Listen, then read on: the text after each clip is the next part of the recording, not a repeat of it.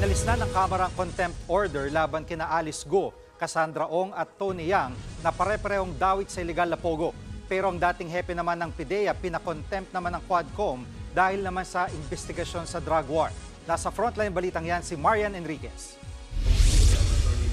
Bumingo sa pagdinig ng House Quad Committee kahapon si dating PIDEA Chief Wilkins Villanueva na pinasight in contempt ng komite matapos sumailalim sa pagtatanong kaugnay sa war on drugs ng dating Administrasyong Duterte.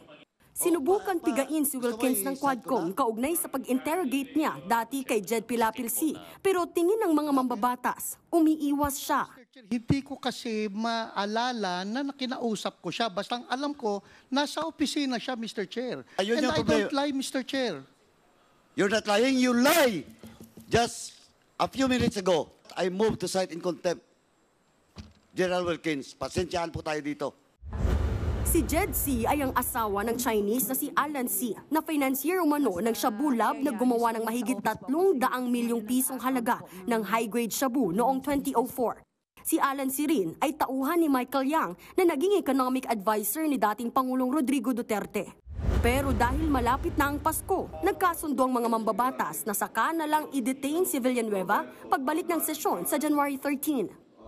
Samantala, inalis na rin ang contempt order sa ilang personalidad na nadawit sa Pogo. Kabilang dyan ang incorporator ng Lucky South 99 na si Cassandra Leong na nakapiit sa Correctional Institution for Women sa Mandaluyong. Merong signs ng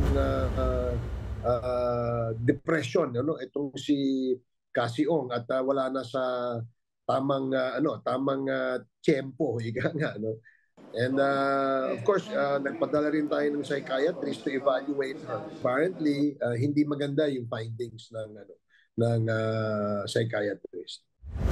Pinalift din ang contempt order kay dating Bamban Tarlac Mayor Alice Guo na nakakulong naman dahil sa iba pang kasong kinaharap. Binawi rin ang contempt order sa negosyanteng si Tony Yang na nakakonfine sa ospital. When they did the test on Tony Yang, merong signs na meron siyang parang lung cancer. No? So, naniniwala kami na wala na rin tayong makukuhang enough na information sa kanya.